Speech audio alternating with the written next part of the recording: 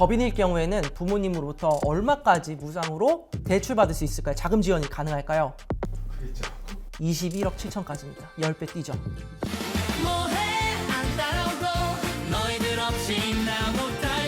네, 안녕하세요. 달새TV 이상덕 세무사입니다. 네, 2월 말입니다. 보통 설 지나고 3월 되면은 새로운 사업들이 본격적으로 이제 시작됩니다. 학생들도 계약 준비하고요. 그리고 저희 같은 세무사 그리고 회계 종사자들은 이 3월이 가장 바쁘고 어려운 시기입니다. 바로 이제 법인세 신고를 앞두고 있기 때문에요. 아마 1년 중에 지금이 가장 바쁘지 않을까 생각됩니다. 이렇게 바쁘지만요, 정말 중요한 이야기 하나 해드릴까 합니다. 바로 개인 사업자와 법인 사업자의 장단점에 대해서 설명드리고자 하고요. 정말 자주 묻는 질문이기도 하고 또 실제로 정말 차이가 나는 부분이기도 합니다. 개인 사업자랑 법인 사업자가 고민하는 이유가요. 우선 세금 구조 차이에 있습니다. 개인 사업자는 종합소득세가 최대한 45%가량이 되고요. 법인세는 최소 10에서 최대한 25%까지 세율 구간이 있습니다. 그래서 소득이 커질수록요, 개인 사업자는 세금이 커지고 법인과 세금 차이도 많이 나게 됩니다.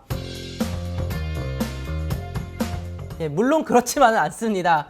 개인 최대 45% 세율, 그리고 법인은 최대 25% 세율 구간이 있어요. 근데 여기서 차이가 뭐냐면, 개인이 번 돈을 다 이제 세율 구간에 따라서 세금을 계산하게 되지만, 법인 같은 경우에는 법인세 한번 계산하고요, 그 돈을 내가 갖고 와야 돼요. 그러면 가져올 때 또 한번 세금을 내게 됩니다. 근로소득 또는 배당소득, 그리고 퇴직할 땐 퇴직소득, 요 세 가지의 세금 신고를 하고 가져오셔야 되기 때문에 크게 봤을 때는 세금 차이가 엄청나다? 그건 아닙니다. 물론 법인이 유리할 때도 있겠지만은 세금이 낮아서 무조건 낮다, 그래서 법인으로 무조건 가야 된다, 이런 건 아닙니다. 공통점은 소득이 생기면 세금 신고를 해야 한다. 그리고요, 사업과 관련된 경비에 대해서도 똑같습니다. 개인 사업도 사업과 관련된 경비만 비용으로 인정받고요, 법인도 역시 사업과 관련된 것만 송금으로 인정받기 때문에 업무 관련성이 기준이 되고요. 그 다음에 허위로 세금 계산서를 발행받을 때 모두 세무 리스크가 발생합니다. 가장 큰 차이는, 개인 사업자는 대표님 개인 급여를 비용 처리를 할 수가 없어요. 근데 법인의 경우에는 대표자 급여 또는 상여에 대해서 비용 처리가 가능합니다. 쉽게 얘기해서요, 개인 사업자는 월급이 없어요. 그리고 법인 사업자는 월급이 있습니다.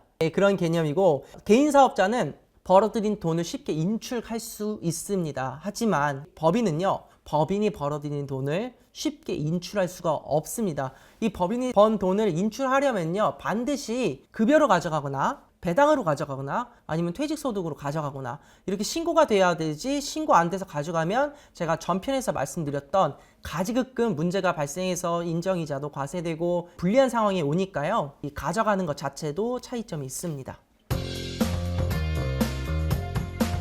개인 같은 거는 장점이 운영이 되게 간편해요. 누구든 할 수 있습니다. 그 다음에 내가 번 돈은 내가 자유롭게 쓸 수 있습니다. 갑자기 매출이 늘어나서 이 큰 돈을 다른 데 인출하면 문제가 되지 않을까요? 라고 걱정들 많이 하시는데 자유롭게 인출 가능하고요.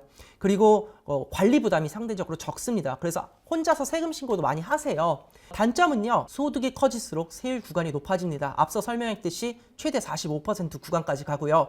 그리고 대표자 개인이 모든 리스크를 부담하게 됩니다. 그리고 투자나 그 다음에 어떤 대출할 때에 법인보다 불리하게 되고, 법인은 반대로 장점은 세율이 상대적으로 낮다는 거예요. 최대 25%고요. 대표자 급여라든지 퇴직금을 비용 처리할 수 있습니다. 그리고 투자 유치라든지 대출에 개인보다 유리하고, 개인 재산과 사업 리스크를 분리할 수가 있어요. 그래서 내 재산을 지킬 수가 있다는 거죠. 단점은요, 법인 운영 절차가 조금 복잡합니다. 그리고 법인 돈을 개인적으로 사용할 수가 없다라고 하시면 되고요. 회계나 세무적인 관리 측면이 난이도가 급상승해요. 개인보다 왜 법인이 좀 더 유리하냐라는데, 법인의 장점이 너무나 많습니다. 법인으로 하게 되면 대외적으로 공신력이 개인보다는 상승하게 돼요. 법인 사업을 하게 되면 우리가 뭐 연구소라든지 벤처라든지 그리고 뭐 특허라든지 기업 가치를 올릴 수 있는 아이템들을 개인보다 훨씬 더 장착하기 쉽고, 그렇게 했을 경우에 이 정책 자금의 지원받을 확률이 개인보다 월등히 올라갑니다. 그리고 대외적인 공신력이 아마 금융기관에서도 나올 텐데 우리가 대출을 받을 때 개인보다 법인이 대출이 훨씬 더 용이하고 더 금액이 많게 받을 수가 있습니다. 이러한 그 개인과 법인 차이로 사업의 확장 속도가 개인보다는 법인이 훨씬 더 빠르고 초기 자금 지원을 받을 수 있으니까요. 더 빠르고요. 자, 이건 이제 개인 법인을 놓고 봤을 때 이 자금을 누구한테 지원을 받는다는 가정을 한번 해볼게요. 제가요, 개인 사업을 합니다. 그런데 저의 부모님으로부터 이자를 내지 않고 무상으로 대출받을 수 있는 게 얼마일까요? 피디님 얼마라고 보세요? 5천? 2억 1,700까지는 이자 안 내고요. 예, 무상으로 대여받을 수 있어요. 개인 사업자들. 예. 근데 법인일 경우에는 제가 100% 주주예요. 법인일 경우에는 부모님으로부터 얼마까지 무상으로 대출받을 수 있을까요? 자금 지원이 가능할까요? 21억 7천까지입니다. 10배 뛰죠.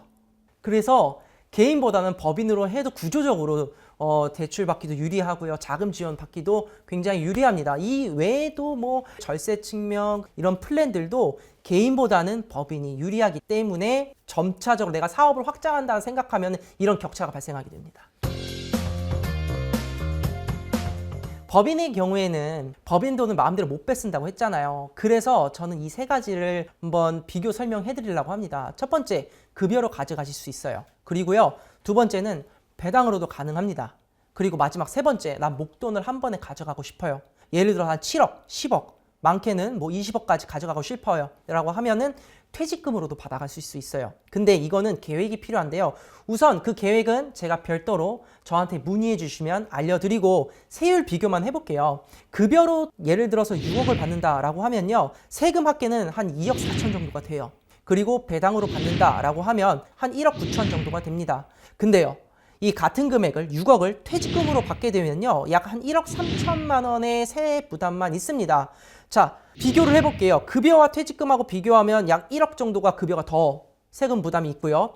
배당과 퇴직금을 비교하면은 한 6천만 원 정도 배당이 더 세금 부담이 있습니다. 자, 이 정도로 퇴직금이 가장 큰 금액을 효과적으로 뺐을 수 있는 가장 강력한 수단이기도 하죠. 이런 거는 법인에만 있어요. 개인 사업자는 이런 세 가지 항목으로 내가 돈을 인출할 수는 없습니다. 이렇기 때문에 규모가 커지고요. 법인의 수익이 늘어나고 내가 인출하고자 하는 돈의 크기가 상대적으로 많다면 이것을 어떻게 절세해 가면서 합법적으로 내가 빼갈까라는 전략을 짤 때는 법인이 더 유리하다고 볼 수 있습니다.